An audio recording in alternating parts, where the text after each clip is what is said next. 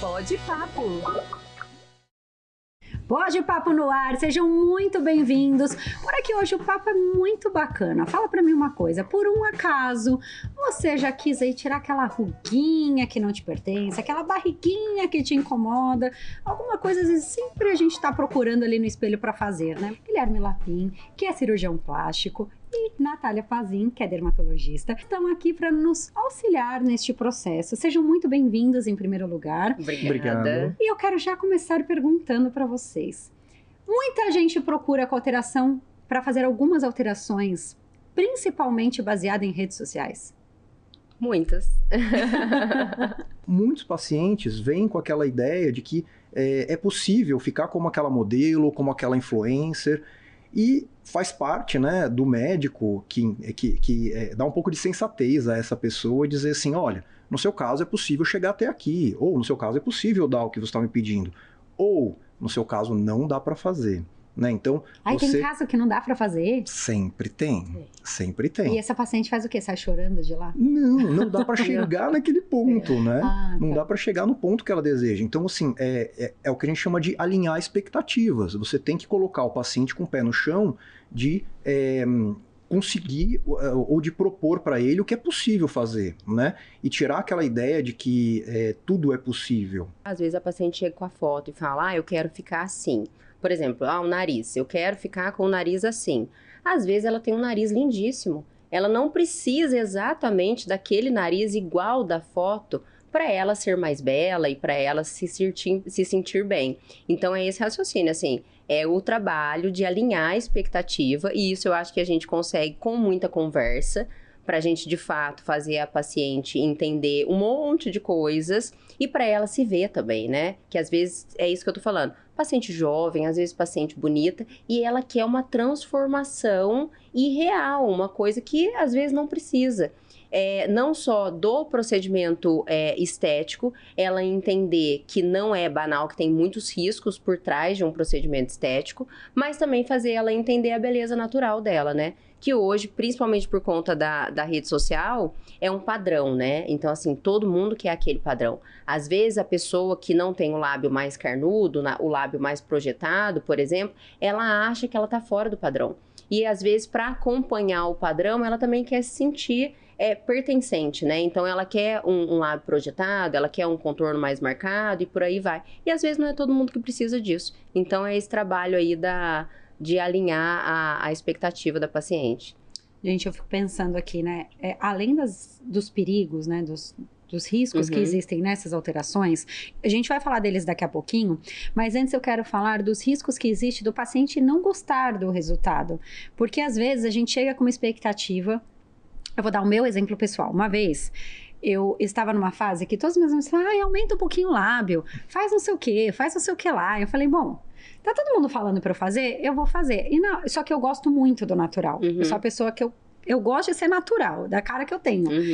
E aí eu cheguei pra uma amiga minha até e falei assim, olha, tá todo mundo falando, vocês estão falando que tá bom, não é arriscado, então faz, vai. Aumenta a boca, ela aumentou a boca e foi tirar a olheira. Eu não consegui me acostumar. Eu olhava no espelho e falava, eu não me reconheço. Falava, calma, ela vai melhorar. Falei, não aguento o tempo de melhorar. Melhorou, né? Não melhorou pra mim. E hoje você, eu entendo, porque eu gosto do natural. Só que às vezes, ali nessa onda das pessoas falarem, ou então até da gente mesmo, na hora do vamos ver ali, a gente não gosta. Tem procedimentos que é possível reverter, talvez outros não. E é isso que eu quero entender com vocês. Quais são os procedimentos que são possíveis reverter? Quais são os procedimentos que a gente não consegue reverter? E esse risco da pessoa não gostar é um para sempre. Na verdade, assim, antes do reverter, você falou do seu lábio e tudo mais, eu falo muito de duas características, que é o lábio e o nariz. Por quê? São características marcantes, que ela fala em relação à personalidade do paciente. Então, você já foi com o pé atrás, porque foi meio na onda, que tava na moda aumentar o lábio, vou aumentar o lábio, mas já foi não querendo. Então, é difícil mesmo, é essa sensação de olhar no espelho e não se reconhecer, porque tirou uma característica que é sua. Então, quando a gente fala principalmente de preenchimento com ácido hialurônico, ele sempre vai volumizar. E ele sempre vai mudar uma característica. Seja ela uma característica jovial que a gente quer volumizar, como um lábio, por exemplo, ou uma característica perdida ao longo da vida. Por exemplo, um aprofundamento de sulco do bigodinho chinês que a gente fala, né? Que vai volumizar. O paciente, mesmo com um sinal natural do envelhecimento, que está aprofundando, mas ele está acostumando. Aquilo ali não foi da noite para o dia. Então, ele começou a acostumar com aquela coisinha do bigode chinês aprofundando. E quando preenche, de fato, quando ele olha, se ele não estiver seguro no procedimento, se ele não estiver com vontade, né? Se não foi uma pressão externa para ele realizar aquele procedimento, de fato ele vai olhar e ele vai se estranhar, porque mudou alguma característica que tinha ali nele. O ácido hialurônico é um preenchimento reversível, então dá para fazer o ácido hialurônico e tem a enzima que degrada e a gente consegue remover esse ácido hialurônico. Mas o que eu sempre falo, assim, isso não é para ser habitual. Não é uma loja que vai lá, compra o procedimento, não gostou, retira. Isso não é. Por isso que existe esse trabalho de alinhar a expectativa, mostrar mais ou menos até onde vai chegar, que a gente nunca vai conseguir reproduzir igual, mesmo um lábio tendo uma característica muito próxima do outro, se chegar com a foto, a gente não consegue. Eu quero esse lábio, seu lábio não vai ficar assim. Porque você tem a sua característica individual natural, que na hora que preencher, vai melhorar, vai volumizar, vai contornar, vai melhorar alguma simetria, mas não vai ficar igual da foto. Então, a paciente tem que entender isso, que não é habitual fazer o procedimento, no seu caso, não gostei, às vezes na intercorrência a gente consegue degradar o ácido hialurônico, mas não é para ser um raciocínio de rotina. Vou fazer, se não ficar bom, vou lá e tiro. Até porque tem alguns riscos também na hora de retirar ou não? Até de não ficar como era o rosto antes? Isso tem, assim? Porque a hialuronidase, que é a enzima que degrada o ácido hialurônico, nós temos o ácido hialurônico. E aí, quando a gente degrada, geralmente fica um resíduo de flacidez local. Em algumas regiões não sente tanto, porque às vezes tem uma pele um pouco mais espessa, como por exemplo bochecha, contorno e tudo mais. Lábio e principalmente pálpebra inferior, nessa remoção, nessa retirada do ácido hialurônico ali, fica um residual de flacidez de pele que às vezes é difícil a gente conseguir tratar depois. Nossa, deu uma sorte que eu não fiquei. Acho que eu tirei muito rápido. Mas isso vários fatores também. Às vezes idade, grau de flacidez que o paciente já tem. Então, tudo isso interfere na remoção do procedimento. Deve ter uns 5 anos isso. Tem bastante tempo. Então, sabe, Camila, que eu acho legal dividir esses procedimentos em procedimentos rejuvenescedores e procedimentos embelezadores. Então, falando nessa pergunta ainda da expectativa, né? Os rejuvenescedores são aqueles que você tenta recuperar algo que a paciente já teve, já foi. Esses são mais fáceis de atingir. Esses são mais fáceis de você fazer e a paciente falar, puxa, gostei, achei bonito. Os embelezadores é aquele que você, entre aspas, altera alguma coisa na paciente para poder deixar ela mais bonita. Né? Então, é o tal do lábio que você falou, é o tal do nariz que a Natália falou. Então, esses são embelezadores. Ou até, expandindo um pouco mais dentro da cirurgia plástica, são os procedimentos como melhorar a mama, acertar alguma coisa de contorno corporal, né? Então, os embelezadores, eles têm uma dificuldade de prever o resultado, né? Porque, afinal, como que vai ficar? Né? Você não sabe direito como é que vai ficar depois. Sim. No caso de cirurgias, alguns procedimentos você consegue, entre aspas, simular o resultado. Com a inteligência artificial ajudou um pouco ou não? Piorou? Não, nem tanto. Olha, eu vou te falar que a gente ainda não chegou nisso. Mas com método simples. Vou te falar um exemplo. No caso de você fazer um aumento de mamas, por exemplo, eu costumo pedir foto da paciente, que ela gostaria de mamas que a paciente gostaria de ter. Não porque eu vou deixar uma mama igualzinho àquela, mas para entender o que ela quer chegar, entendeu? E qual aí a expectativa que ela tem, se você vai entregar. Porque isso é possível, né? Diferente, por exemplo, de contorno corporal, você não consegue. Se ela trouxer uma foto de uma paciente muito magra, muito torneada, e ela tiver uma constituição um pouco mais quadrada, você não consegue chegar. No caso de mama, é mais possível você conseguir. Então, são maneiras que você... também com muita conversa, né? Aproximar um pouquinho a expectativa. Exatamente, de você conseguir chegar mais na expectativa do paciente. No caso dos rejuvenescedores, não. Esse daí é a própria constituição da pessoa rejuvenescida. Algumas até trazem fotos de 10 anos antes, 20 anos antes, mas isso daí fica mais no nível da curiosidade, para ver se você conseguiu chegar lá, né? Mas não aí na expectativa. Aí você faz o que é possível fazer dentro daqueles tecidos, daquela biologia do próprio paciente. Mas mesmo com a mama, né, que você falou, também tem um risco. Por exemplo, se chega uma mulher muito pequenininha, muito magrinha e pede uma super mama, ela vai ficar desproporcional e pode vir a ter um problema na coluna. É até legal a gente falar dos efeitos colaterais. Vamos começar os efeitos colaterais dos procedimentos. Quais são os riscos, né? Já vou começar com a mama que eu acabei de perguntar. Por exemplo, se você coloca uma mama muito grande, eu imagino que talvez as pequenas, não sei se dá algum problema de saúde, você vai saber me dizer. Mas as grandes, proporcionalmente falando, pode vir a dar problema. Inclusive agora, é uma era que a gente ouve muito falar na tal doença do silicone. Então, eu queria muito que você esclarecesse, principalmente já que a gente está falando das mamas, essas duas questões. O que é a doença de silicone? Por que a mulher corre esse risco? E da onde vem esses outros riscos que existem quando a gente vai fazer, por exemplo, uma cirurgia na mama? Em relação a colocar mamas grandes, né? Então, assim, você tem que respeitar a anatomia do paciente. Você não pode chegar e colocar a mama que a paciente pedir, que a paciente desejar. Então, ela traz a foto, digamos, né? E aí você conversa em cima daquilo. Então, você fala assim, olha, isso daqui tá muito grande para você, ou tá estranho, ou tá deformante. Aí a gente entra num meio termo ali e, em geral, a gente consegue conversar e tudo mais, né? Até porque, né, era modismo nos anos 90, anos 2000, aquelas mamas gigantescas, né? Então isso daí agora já não é mais assim, né? As pacientes, elas estão mais modestas em tamanhos de mama, né? Então elas querem uma mama mais elegante, muitas vezes, ou até proporcional. É interessante que existe uma proporção de mama com glúteo, né? Então, você tem uma certa proporção, né? Você vê nitidamente aquelas americanas que têm mamas enormes e não tem bumbum, e são chapadas no bumbum, né? São estranhas. E o vice-versa também. Um super bumbumzão e uma mama chapada. Então, assim, tem uma proporção que você tem que manter e você fala, ó, aqui não combina com você, vamos... Então, assim, existe um lado subjetivo disso daí, né? Em relação à doença do silicone, né? A doença do silicone é uma constatação de que algumas substâncias são adjuvantes em induzir doenças autoimunes, né? Essas doenças autoimunes, elas têm sintomas muito vagos, né? Então, constatou-se que algumas pacientes que tinham uma letargia, que é aquela prostração, né? Aquela vontade de não fazer nada, dores articulares, insônia, que foram reviradas do avesso, né, com exames de laboratório, com exame físico, de repente elas tiraram os seus implantes e melhoraram desses sintomas. Então falou, então era prótese, né? Então talvez fosse a prótese. Então daí que veio, mas assim, até hoje a gente não consegue estabelecer um causa e efeito do silicone com os sintomas. Não existe uma causa e efeito biológico. Existe apenas uma constatação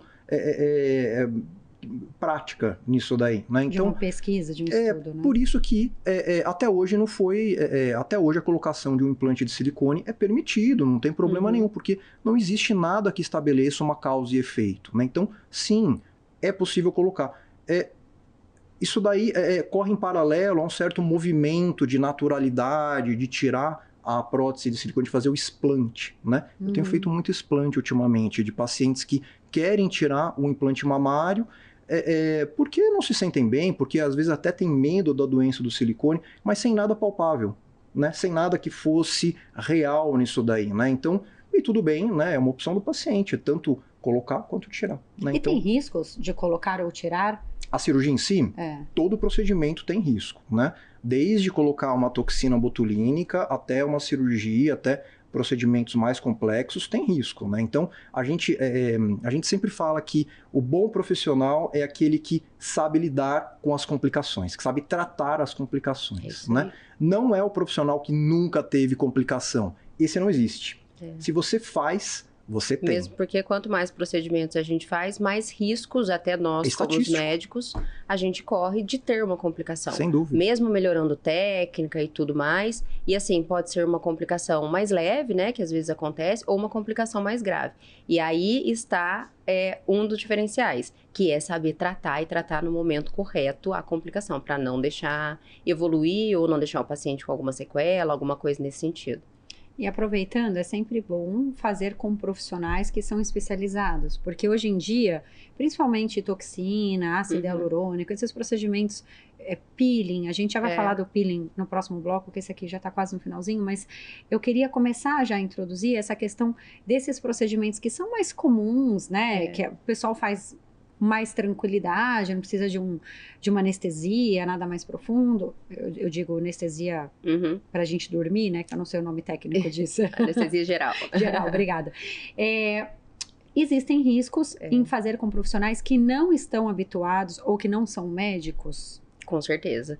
E, na verdade, eu acho que a rede social, ela deixou parecer que os procedimentos estéticos minimamente invasivos, eles são fáceis e eles não têm riscos. Banalizou, né? Banalizou. E, na verdade, tem risco. Então, assim, até um peeling superficial, que não é nem um peeling de fenol profundo, nada disso, ele tem risco. Então, pode deixar cicatriz, pode manchar a pele do paciente, pode piorar uma pinta, ou, às vezes, uma mancha pré-existente, uma toxina botulínica, que parece fácil. E o que eu falo muito é assim... Quanto menos a gente entende, quanto menos a gente sabe de determinado assunto, e aqui a gente está falando do procedimento estético, mais fácil a gente acha que é. Enquanto a gente olha, picou ali, a testa paralisou e está com o efeito da toxina. Isso aí eu também faço, né? Exatamente. E nisso tem várias coisas. Além da questão estética, né? De uma toxina bem feita, bem posicionada, uma sobrancelha bem posicionada, uma toxina diferenciada para homem e para mulher. O que antes a gente queria que realmente bloqueasse, que ficasse sem expressão, hoje não existe mais. Hoje a gente já deixa um pouquinho mais leve. Até falou da remoção do implante de silicone, que antes era muito volumoso. Na verdade, eu acho que é ciclo, né? Então, ciclo de moda, de modismo, de tudo. Então, até a face que a gente via antes, que era extremamente preenchida, aquela bochecha totalmente preenchida, aquele excesso todo de volume mamário, por exemplo, hoje a gente está na era do mais natural. Então, até muitos com ácido hialurônico. Né? Muitos estão tirando. Então, assim, a remoção do ácido hialurônico e o medo do ácido hialurônico hoje que todo mundo tem, de ficar com a face muito inchada, muito alargada, de transformar muito. Então, acho que esse ciclo é em tudo, né? Tanto no rosto quanto no corpo. Tá todo mundo querendo o menos é mais. Quer fazer muita coisa, quer estar bonito, mas não quer parecer. Quer parecer que nasceu assim, sem que tenha feito muita coisa. Mas assim que é bom, né? A gente parecer que nasceu com certeza, assim. Quanto mais natural, talvez, mais a gente se sente confortável em se olhar no espelho, em se reconhecer. Eu falo isso porque eu vivi essa experiência na pele e eu não me reconhecia, gente. Eu me olhava no espelho e falava, não é essa pessoa, sou eu mesmo. Porque realmente deu uma transformada no rosto. E não tem jeito, realmente transforma, porque é um preenchimento, né? Então, quando eu tava séria, eu me achava linda. Mas eu sorria, eu ficava tipo... Aí eu falava, gente, tá tudo errado. Mas tá tudo certo também, você fica aí esperando só uns minutinhos, a gente volta já. Pode Papo. Pode Papo. Pode Papo de volta, eu quero saber o seguinte de você. Por um acaso, você já fez algum procedimento estético? Uma toxina, um ácido hialurônico, ou então, de repente, você já fez alguma cirurgia, fez uma lipo, uma abdominoplastia. Gente, esse trava-língua aqui, ó. Eu inventei de falar, eu que seguro a onda, né? Eu que seguro o trava-língua. Mas eu quero te conhecer melhor, vai lá nas nossas redes sociais, contar pra gente. É muito legal te conhecer, poder saber como que foi pra você, porque eu já fiz, tá, gente? Eu já passei por essa fase, mas nunca fiz nenhuma cirurgia no corpo. Então, a gente vai entender melhor quais são os riscos, o que realmente acontece, continuando aqui com os nossos convidados, Natália Pazin, que é dermatologista, o Guilherme Lapin, que é cirurgião plástico, que estão nos ajudando aqui a entender melhor. E eu quero voltar ao que a gente estava falando da questão dos peelings, do ácido. Eu até perguntei para a doutora Natália aqui nos bastidores, falei assim, cara, eu acabei de ter neném e por conta da gestação, a minha vida mudou completamente. Né? Eu comecei a ter alergia de esmalte, coisa que eu nunca tive. O meu esmalte tem que ser vegano e hipoalergênico. Não dá pra ser um ou outro. Quase transparente. É transparente. Não, eu tô com esmalte vermelho hoje. Mas a questão é assim, tem que ter as duas coisas. Não adianta ser só vegano ou só hipoalergênico. Uma coisa que eu nunca vivi na minha vida antes de engravidar. E eu comecei a ver que alguns cremes que eu passava, cremes de marcas boas, inclusive, começaram a dar alergia. E eu ficava, tipo, com os olhos parecendo que levei um mu no olho, às vezes aqui o pescoço manchado. E eu comecei a ver que eu tenho alergia. Eu supus, daqui da minha cabeça sozinha, que é do ácido hialurônico. Porque eu achei que esses cremes têm em comum ácido hialurônico. Eu comecei a usar um creme natural que não tem nada. Parou de acontecer a alergia. Mas pode ser de outra coisa e pode ser só coisa da minha cabeça também. Então eu quero saber primeiro, existe essa possibilidade de ter alergia a algum produto? Caso o paciente tenha alergia, não saiba, de repente aplicou o produto, como é que fica nessas situações?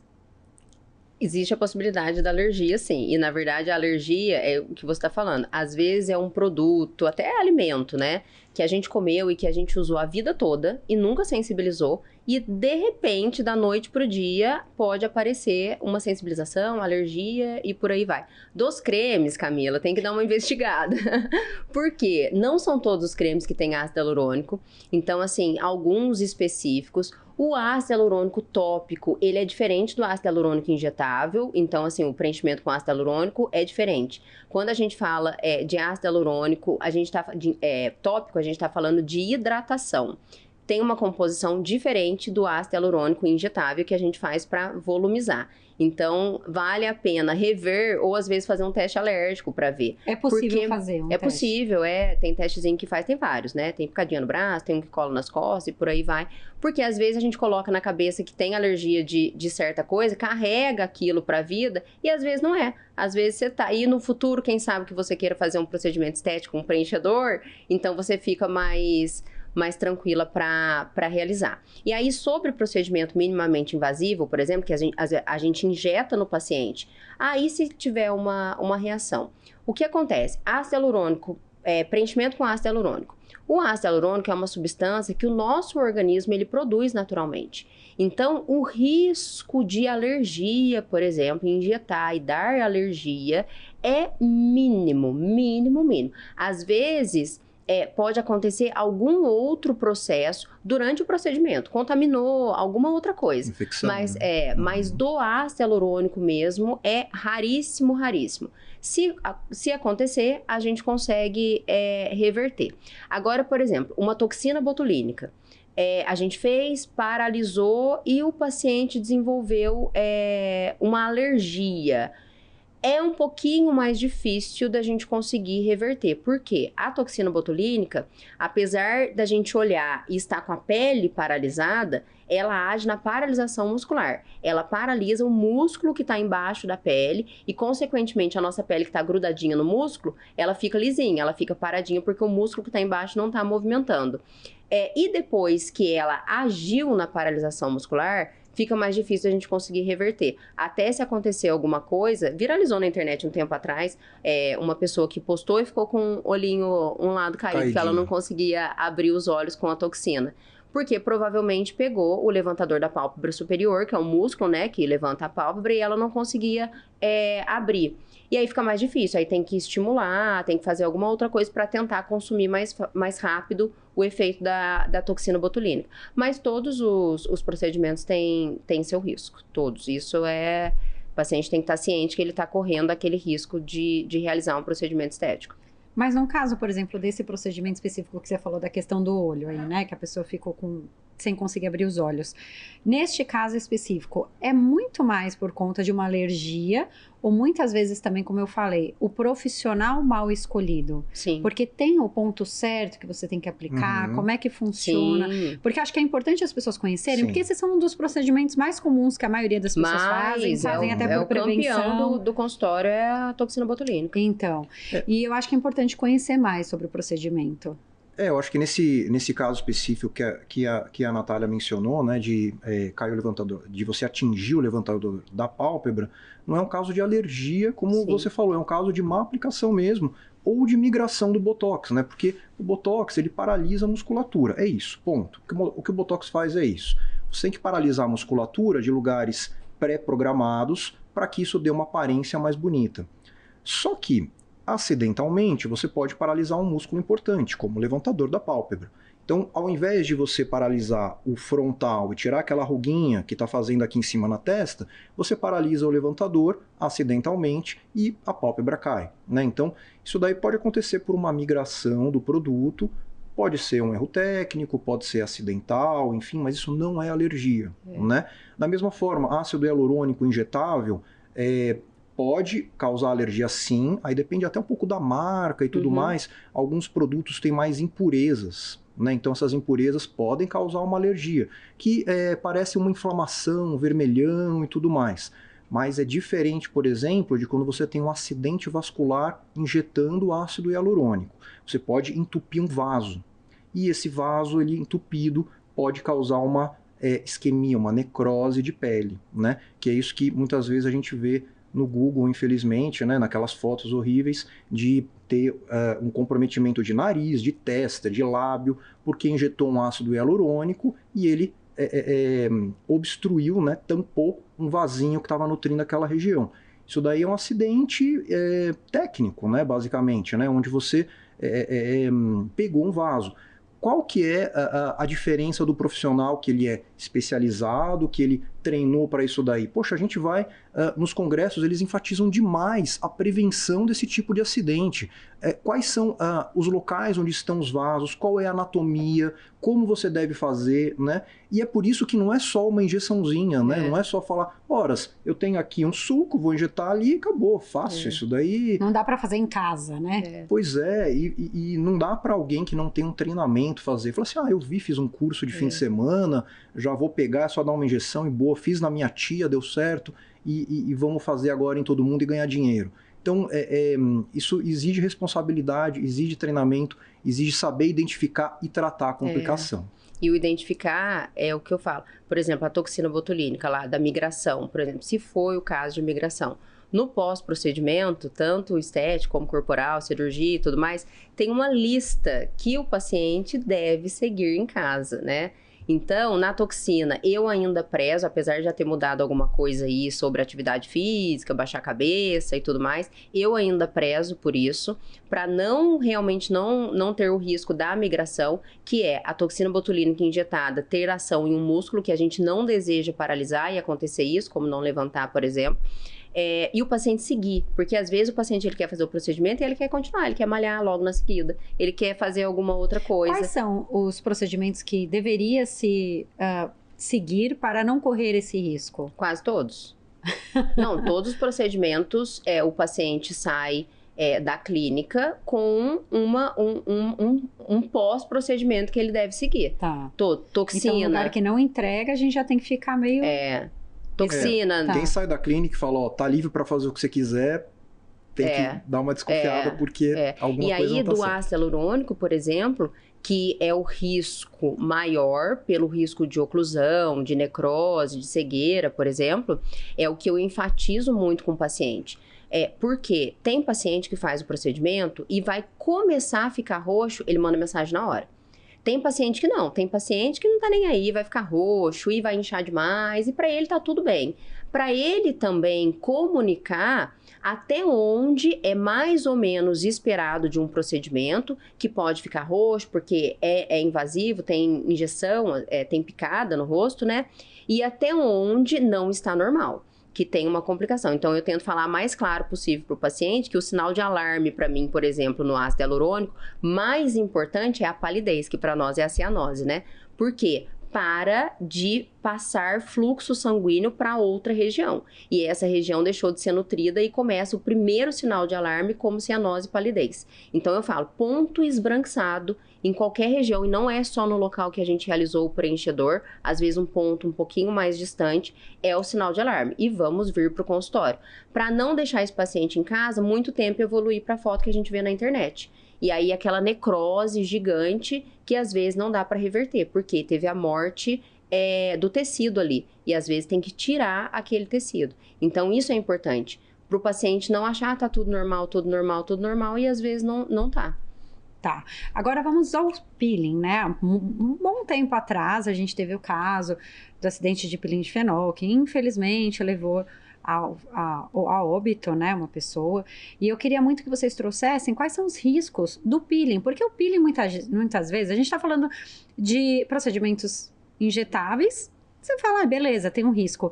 Mas quando é no rosto, a gente passa tanta coisa no rosto, né, que parece que não existe risco. Você fala, Eu posso fazer até em casa, né? Passa um peelinzinho ali. A gente compra, às vezes, na farmácia, um negócio com peeling, sei lá o quê, que acho que acredito que são peelings mais leves, né? Então, talvez as pessoas não estejam tão preparadas para entender quais são os riscos dos peelings e quais os tipos de peeling que existe, que a gente pode falar, não, esse aqui você pode fazer tranquilo, que esse aqui não tem, o máximo que vai acontecer é você ficar com o rosto um pouco vermelho, mas esse aqui, ele tem sim o risco de sufocar, né? Parece que foi sufocamento, algo do tipo. Eu queria muito que vocês explicassem isso com mais exatidão, para que as pessoas façam com mais segurança. O peeling, na verdade, é quando fala de passar na pele, a gente acha que não tem risco nenhum, né? Tá passando, sai do consultório às vezes colorido, às vezes um pouquinho marrom, um pouquinho amarelo, branco, mas tá só passando alguma coisa ali na pele. O peeling, ele é uma fórmula de ácido super concentrada que ele vai fazer uma descamação na pele, uma descamação controlada na pele. E hoje tem peeling superficial, que é o peeling que a gente realiza no consultório, que passa um ácido, o paciente vai embora para casa, fica um tempo, depois de uns dias ele começa a descamar. Tem peeling médio, que ele vai agir um pouquinho mais profundo na pele, e tem o peeling profundo, que é o fenol. E aí, qual é a diferença? Peeling superficial e peeling médio, a gente pode realizar no consultório sem grandes riscos. Riscos que eu falo, não é risco de manchar, que isso pode acontecer, não é risco de sensibilizar, de alergia, é risco da saúde do paciente, da saúde geral do paciente. Por quê? O peeling de fenol, ele é uma substância que existe há muitos anos, usada muito bem na medicina, no centro cirúrgico, porque ele tem os seus riscos. Apesar dele ser uma substância que aplica na pele, mas ele faz absorção sistêmica, então ele entra na corrente sanguínea. E provavelmente foi isso que aconteceu com o paciente que faleceu um tempo atrás. Eu não sei se foi sufocamento que você falou, porque esse tipo de peeling, ele é um peeling que quando ele é absorvido na corrente sanguínea, ele causa efeito tóxico, então a gente fala toxicidade, no coração, no rim, no fígado e lesa esses órgãos.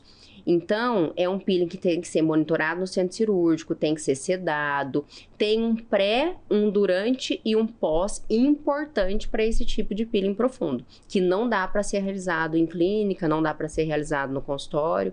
Então, esse é o diferencial dos peelings. O peeling, ele faz um resurfacing. O que ele faz? Ele imagina uma máquina que planifica um terreno. Então, aquele terreno todo esburacado, cheio de vales e colinas, e de repente você planifica aquilo lá.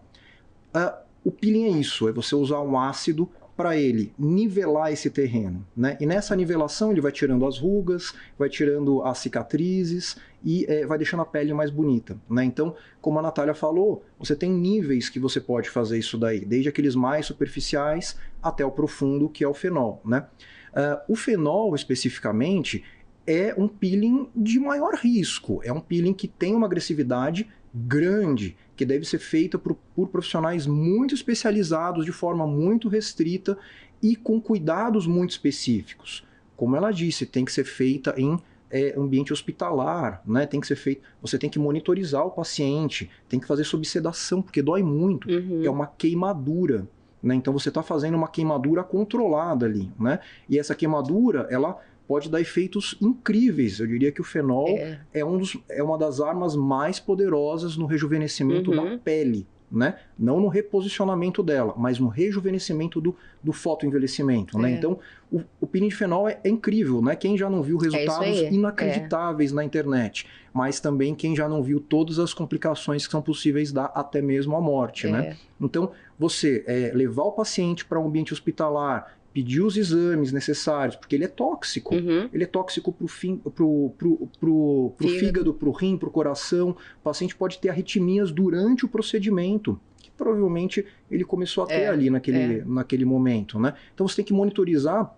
E o peeling de fenol você tem que fazer aos poucos, né? Você faz uma parte monitorizando, neutraliza, aí toca mais um pouquinho, aí faz mais um pouquinho, sempre olhando o monitor. Então, assim, é um procedimento de um risco maior que deve ser feito em ambiente médico, por um especialista, né? Então, infelizmente, parece que não foi o que ocorreu ali, né? A causa-mortes, né, o IML liberou como aspiração de gases do fenol, né, liberados pelo próprio pelo próprio produto, pela própria substância. Mas, infelizmente, aconteceu uma série de imprudências ali no meio, né, que levaram a isso, né? Então, são procedimentos que tem que ter muito cuidado, a gente tem que saber aonde ir fazer isso daí, e hoje em dia a internet tem tudo de todos os profissionais. Puxa, levanta quem é esse profissional, vê se ele tem experiência, vê qual que é a origem, formação, né? Vê se ele é capaz de fazer isso daí de forma segura, né? Tem alguns procedimentos assim por aí, né, que estão sendo feitos de forma indiscriminada. Isso que né? você estava falando sobre o fenol, porque assim, aconteceu e esse caso teve uma repercussão muito grande, e aí banalizou o fenol, né? Então, assim, o fenol foi riscado da lista de procedimento. E não é bem assim, porque se a gente pegar... com medo. Inclusive, eu não sei se eu não, se a gente pegar caso de complicação e toda vez que aparecer uma complicação, a gente riscar esse procedimento, a gente não vai fazer nada, porque complicação sempre tem. A gente tem que entender o porquê da complicação. Exatamente. E aí foi o que eu falei, o fenol, se eu não me engano, eu acho que ele existe desde a década de 60. E com uma boa indicação, então assim, aquele paciente que nunca fez procedimento nenhum, que tem muita cicatriz de acne, então tem o rosto todo furadinho, que cicatriz de acne é uma queixa difícil de tratar no consultório, ou aquele paciente que tem uma exposição, que teve uma exposição solar longa ao longo da vida e tem aquela ruga muito profunda e ruga de aspecto craquelado no rosto inteiro, que são algumas das indicações do peeling de fenol, ele tem sim um bom resultado. Ele tem um pós importante que afasta o paciente do trabalho, das atividades, porque cai aquela máscara toda, né, da queimadura que ele faz, mas que tem um benefício importante pro paciente. Então, é justamente isso que tem que ser analisado. Risco, benefício, local que está realizando aquele procedimento e intervir o mais precocemente possível quando necessário. É isso que tem que ficar, eu acho que acredito, o alerta aí em relação aos procedimentos. E os outros peelings? Você falou a questão de, por exemplo, piorar uma pinta, algo do tipo. Pode vir, por exemplo, essa pinta que piora, pode vir a virar uma doença mais séria? Exemplo, um câncer. Porque a gente escuta muito falar pinta, parece uma pinta diferente, eu já fico desesperada, eu já fico, meu Deus do céu, eu preciso ir no médico. Então, quando você falou isso, foi a primeira coisa que me veio à mente. Existem esses riscos quando a gente fala em procedimento, de repente fazer um procedimento, esse procedimento virar algo mais sério, como uma doença, um câncer, algo do tipo? Um caso também, um tempinho atrás, na internet, uma paciente que foi fazer em uma clínica um microagulhamento para um melasma no rosto. Viu, Guilherme, esse caso? Não lembro. A paciente tinha uma mancha no rosto, enegrecida, e aí que uma mancha enegrecida? Uma mancha puxadinha pro preto, no rosto. E aí ela foi fazer um microagulhamento, que é aquele do rolinho, que passa o rolinho para rejuvenescimento e tudo mais. E fez, e a mancha preta aumentou no rosto da paciente. Quando ela chegou nessa clínica, ela foi diagnosticada como melasma. E quando ela fez o microagulhamento, entre aspas, o melasma dela aumentou. Na verdade, não era um melasma, era um melanoma que essa paciente tinha no rosto. Melanoma é um tipo de câncer de pele que é o mais agressivo, que faz metástase muito rápido. Enfim, é um câncer que tem que ter muita atenção com ele. E aí aumentou essa mancha da paciente. Eu não sei da finalização do caso, mas provavelmente, se fosse diagnosticado corretamente, se fosse olhado com o dermatoscópio, que é o aparelhinho que a gente tem, que a gente consegue identificar se é uma pintinha que tem característica benigna ou se tem característica maligna, e tirado essa pinta ainda no comecinho, quando estava a manchinha muito pequenininha, tivesse invertida a situação. Pois é. Então... tudo tem seu risco. Mas o procedimento não foi a causa do melanoma. Né? Não. Isso é importante falar, né? Que o procedimento não causou ele piorou. O câncer, né?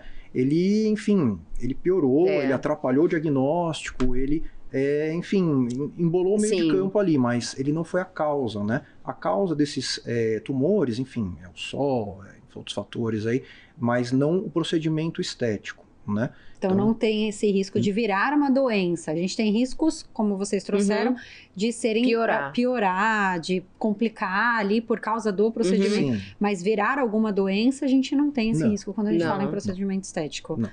mundo quer ficar mais bonito. A autoestima faz bem para todos nós, não é verdade? A gente volta já com muito mais informação para vocês. Pode papo. Pode papo.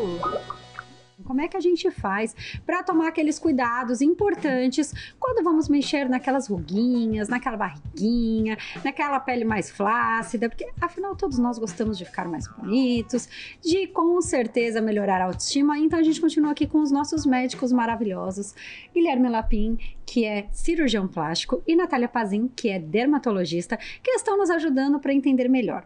E a gente escuta muito falar também na internet sobre o PMMA. Eu queria entender melhor o que é o PMMA, quais são os riscos, porque muita gente fazendo aquela aplicaçãozinha no bumbum e não sabe que isso aí pode virar um problema. Então, se você quer ter o bumbum maior, além de ir para academia, talvez exista um procedimento mais seguro, ou esse é seguro, eu não sei. O que vocês têm para me contar sobre isso? Bom, o PMMA, ele é um preenchedor, ele é um preenchedor permanente. Então a gente estava falando até agora aqui do ácido hialurônico, né, que ele era um preenchedor temporário, ele faz parte ele está nos tecidos fisiologicamente, mas quando você injeta, ele tem uma curva de absorção. O PMMA não. O PMMA, ele é um cimento ósseo, ele é um cimento, né? Ele faz até a mesma reação exotérmica de esquentar que o cimento faz. Então, o PMMA ele é usado há muitos anos em reconstruções ósseas de calota, de crânio, e alguém falou assim, horas, a gente podia colocar partículas dentro de uma substância e usar esse PMMA para preencher tecido mole. E daí que veio a ideia de você usar para fazer um preenchedor permanente. Bom, daí que vem a polêmica, né? O PMMA de milagre acabou se tornando um produto com muitas complicações descritas, né? E desde na região do rosto, onde a injeção nos locais habituais de preenchimento, né, traz até um resultado bonito inicialmente, mas a gente sabe que o PMMA ele migra, ele sai daquele lugar e ele começa a causar inflamações crônicas, né? Então, assim, é muito comum o paciente que faz PMMA, depois de alguns anos, vir com inflamações, com vermelhidões, e aí você fala, bom, e aí? Então tira, né? E não dá para tirar. O PMMA é impossível na vida. É impossível tirar o PMMA. Quando a gente faz lifting de face, eu já fiz alguns liftings de face de pacientes que têm o PMMA. E você disseca e eventualmente você acha alguma bola de PMMA que foi colocada ali. Quando você passa o cautério, o cheiro é de plástico queimado. É nesse nível. O que é um cautério? Quando você está dissecando e você usa o cautério que é para regular o sangramento, né? Você passa em cima do PMMA e você já sente aquele cheiro de plástico queimado. Ou seja, não é um produto bacana para você fazer. Né? E tem gente que tem usado no bumbum também. Exato. E quando senta, parece que você está sentando no cimento. Eu não sei, eu conheci. Quase isso, né? Porque assim, ele não é uma placa dura, né? Você está infiltrando no tecido. Então, quando você faz um aumento de glúteo usando o PMMA, inclusive tem resultados belíssimos, né? É inegável que o PMMA deixa bumbuns muito bonitos, né? Mas você não sabe aquilo como vai ser no longo prazo, né? Você sabe que ele corre o risco de migrar, que ele corre o risco de ter alguma inflamação crônica ali que essa pessoa vai ter que controlar ao longo da vida e que por conta disso a prudência diz que você tem que talvez prestar mais atenção na hora de fazer e de indicar, né? Eu particularmente não faço. Eu gosto muito de fazer a gordura, né? Que é muito mais natural e fisiológico. Você faz uma lipoaspiração, tira essa gordurinha, você trata essa gordurinha, né? Você separa aquelas células que realmente são viáveis e você injeta aquilo lá no bumbum. Então, você está colocando o próprio tecido do paciente para aumentar o bumbum, fica lindo também da mesma forma. Você tem que fazer uma lipo, é uma cirurgia daí, então talvez isso daí que as pessoas podem preferir o PMMA, porque não tem que fazer uma cirurgia, né? São só injeções que você vai fazendo, mas é muito mais seguro você fazer com gordura do que usar um produto polêmico e com perspectivas imprevisíveis como a do PMMA. Então, o alerta fica aí. Além disso, eu falo, o PMMA, ele mergulha nos tecidos, né? Então, injeta, por exemplo, para volumizar um bumbum, no primeiro momento ele tá ali onde injetou. Depois de um tempo ele vai mergulhando. É por isso que a cirurgia é difícil, porque tira, ele mergulhou, aquela partícula que tá lá e que não saiu, ela estimula de novo, é um preenchedor eterno. Então, ele tá sempre estimulando. E a gente não sabe como isso se comporta e como a nossa pele vai ficar. Então, assim, um bumbum, por exemplo, que usa uma quantidade maior de PMMA, hoje colocou e teve um resultado estético bonito. Daqui 10 anos, a gente tem que pensar que o nosso músculo está mais flácido, que a nossa pele está mais flácida e que talvez ela não vai suportar aquele volume de projeção que está hoje. E a gente não consegue tirar. Porque a gente vai envelhecendo, o nosso tecido vai envelhecendo, a nossa pele vai envelhecendo e vai cedendo, mas o implante plástico, ele continua ali. E aquilo pesa, aquilo modifica e acontece isso na face. Paciente que usou PMMA lá na década de 80, que eventualmente hoje facial, ele é mais difícil, mas corporal não, corporal ainda está usando bastante, tem esse problema. Formação de nódulo, um lado está diferente do outro. Às vezes colocou no sulco, por exemplo, e ele migrou e formou um nódulo aqui embaixo, que já é uma região que pesa natural no envelhecimento, e a gente não consegue remover. E também temos a questão da incompatibilidade com outros procedimentos. PMMA e realização de outro procedimento em cima do PMMA é contraindicado. Então, por exemplo, PMMA no sulco é contraindicado, ácido hialurônico em cima daquele PMMA. Mesma coisa com ultrassom micro e macro focado, por exemplo, que também é contraindicado no mesmo local. Então, o paciente quer fazer um bioestimulador, tecnologia, máquina, e passar em cima daquela região também é contraindicado. E aproveitando que você já falou sobre, acho que tá super na moda, né? Todo mundo quer fazer, porque fica tudo mais esticadinho. Quais são os riscos? O que acontece? Porque também hoje em dia a gente vê que qualquer pessoa compra uma máquina e fala, vem aqui que eu vou fazer esse negócio em você. Porque o barato sai caro e pode ser problemático.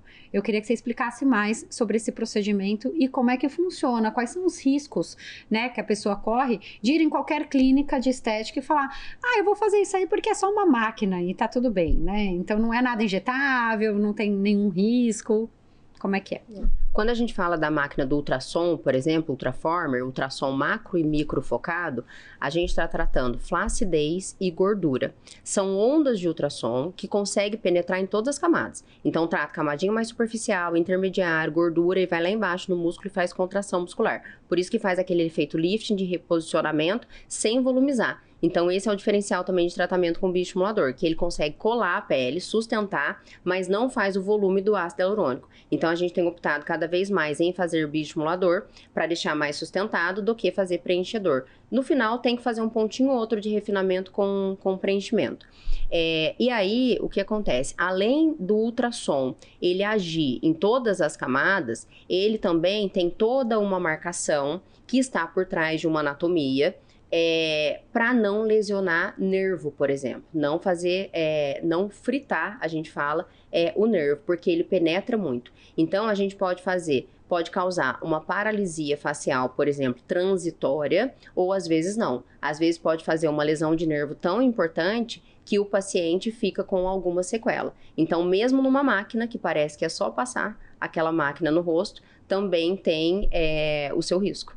Então, preciso procurar um profissional Sim, especializado e ainda assim corre-se esse risco. Quando o Guilherme falou da inervação, que a gente estuda muito, vai em congresso e fala mais ou menos o local que é mais seguro preencher, o local que é mais arriscado, como está a inervação, a gente sabe que algumas estruturas, a inervação ela está mais superficial, então a gente vai preencher mais profundo. A gente sabe que em outros locais ela está mais profunda, a gente vai preencher mais superficial. Mas além disso, e a mesma coisa acontece com o ultraformer, por exemplo, na hora que a gente vai marcar pensando na inervação, a gente tem que pensar na anastomose. O que é isso? A inervação muda de paciente para paciente. A grande maioria dos estudos falam que a maioria está passando aqui, mas a medicina ela não é exata, né? Então, tem a modificação. Aquele determinado nervo, ele não vai passar em todo mundo na mesma região. Então, ele pode migrar e por isso que pode lesionar com ácido hialurônico ou com ultraformer e por aí vai. Sabe que nesse quesito, eu prefiro um outro tipo de aparelho que faz uma contração. Com certeza você conhece, é o Morpheus. Ele Sim. Ele é um microagulhamento que faz um disparo de radiofrequência. Uhum. E nesse, ele funciona basicamente igual ao ultraformer, onde há uma retração da pele. E ele não dá problemas com o nervo, né? Você não atinge nervo. Então, é bem interessante no sentido de ter um resultado bacana e com menos riscos, né? Então é uma coisa interessante. O que eu queria só complementar do PMMA é que o PMMA ele tem uma indicação formal de fazer, que a Anvisa libera, que é para pacientes HIV positivo. Sim. Né? Então, você pode fazer o preenchimento da face em pacientes HIV positivo, inclusive liberado pelo SUS. O SUS paga isso daí, só um complemento importante para fazer, para não também... Bacana. Eu acho que é super importante, sim, nós trazermos. E eu vou aproveitar que a gente falou da questão desses dois procedimentos e também temos a questão estética do ser humano. Tem gente, talvez todos nós, temos um lado do rosto um pouquinho diferente do outro, tem gente que é mais evidente, tem gente que é menos, talvez do corpo também, um lado um pouquinho diferente do outro, e quando nós vamos fazer um procedimento estético, nós esperamos que tudo fique perfeito. Então, se por exemplo o meu lábio é só um pouquinho diferente na hora que eu faço um procedimento, ele fica gritantemente diferente. A gente vê isso muito acontecer. E eu acho que é importante a gente trazer, porque é um risco que nós corremos de ficar com a face um pouco diferente, ou quando a gente faz algum procedimento estético, ou o corpo. Eu não sei se o corpo também é um caso, mas quando a gente faz algum procedimento estético, nós precisamos ficar atentos a isso.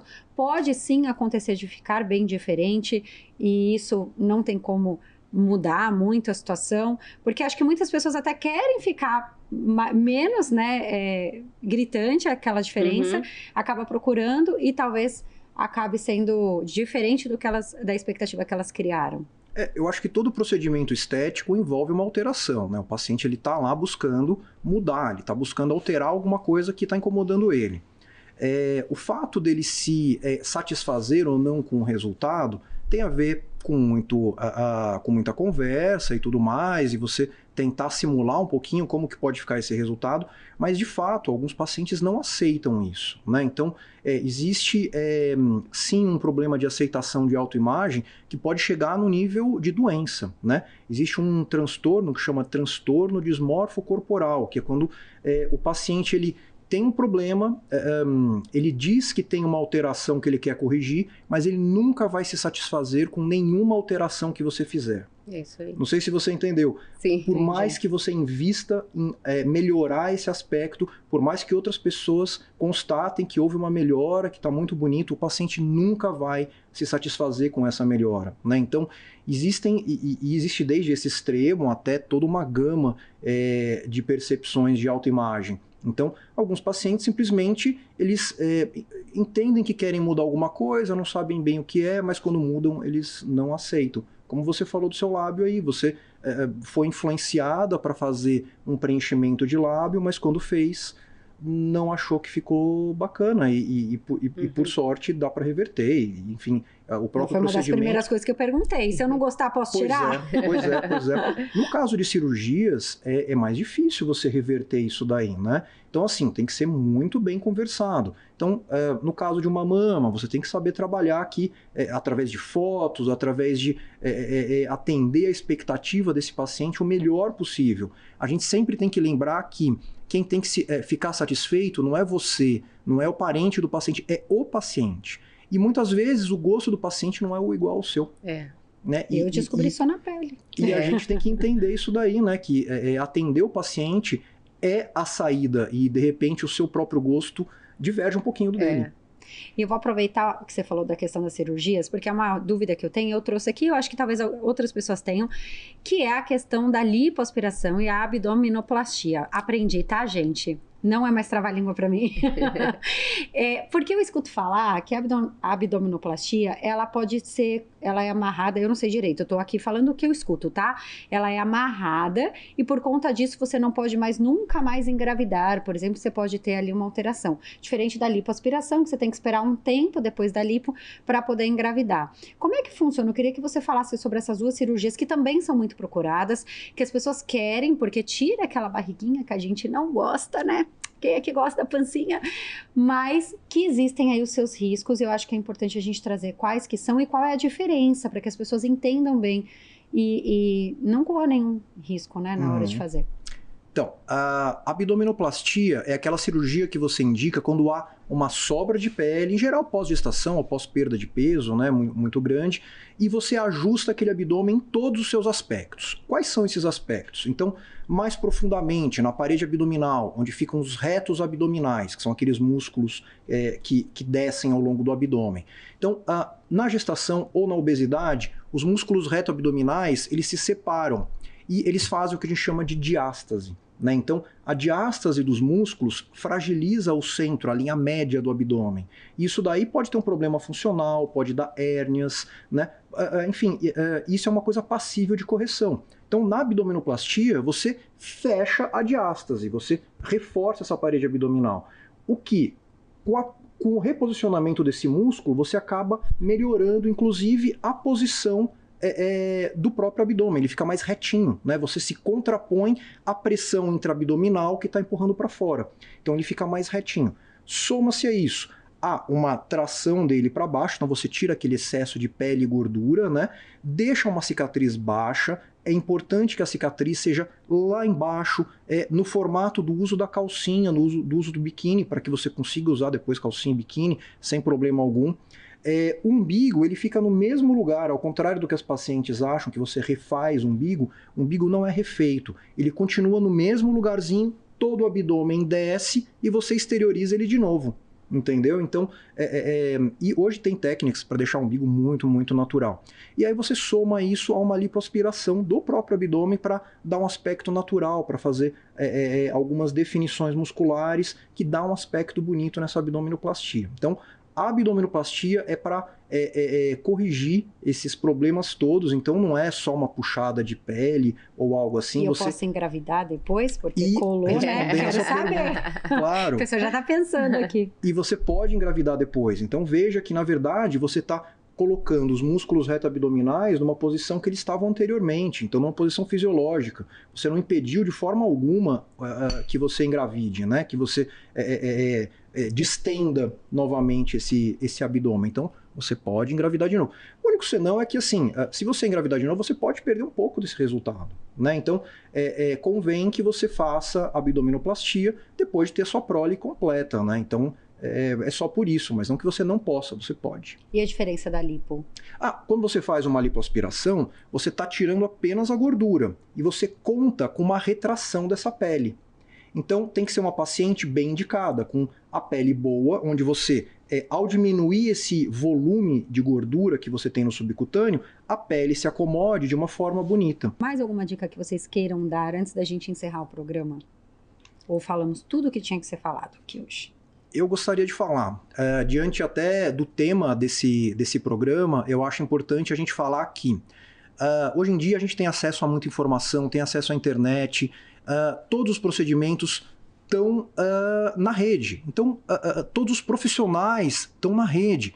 Busque o histórico desses profissionais, o histórico desses procedimentos, antes de se dispor a fazer um procedimento suspeito, duvidoso. Ouça profissionais conceituados, que realmente têm um histórico acadêmico e não que sejam influencers do Instagram, né? Então eu acho que essa dica é muito importante. Hoje a gente tem acesso para escolher o que a gente quer fazer e escolher o profissional que nós queremos. Vamos usar isso com sabedoria. Eu acredito que é pensar no profissional que vai cuidar da sua estética, da sua beleza, da sua saúde, que é o principal, mas também da sua possível complicação.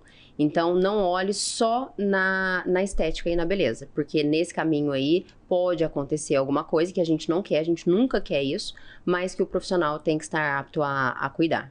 E, gente, a gente sempre acha que não vai ser que com não a gente, vai dar, exatamente. Né? Então, comigo não vai acontecer. E você pode ser o premiado ou a premiada. Exato. Nós falamos aqui muito no feminino, mas tem homens também que escolhem fazer procedimentos. Graças a Deus, os homens também estão se cuidando, isso é maravilhoso. Mas tomem cuidado, peguem esse programa, encaminhem para as pessoas que vocês conhecem. Ele vai ficar no Globoplay disponível para você, assim como todos os outros programas. Encaminhem para as pessoas, para que todos nós possamos fazer procedimentos, elevar a nossa autoestima de uma maneira segura. É muito importante que estejamos seguros naquilo que estamos fazendo para que não tenhamos nenhum problema técnico mas principalmente que causem qualquer dano à nossa vida. A vocês eu quero agradecer, muito obrigada. Eu que Foi muito bom o Eu programa. agradeço, obrigado pelo convite. E a vocês, até amanhã. Um beijo, tchau.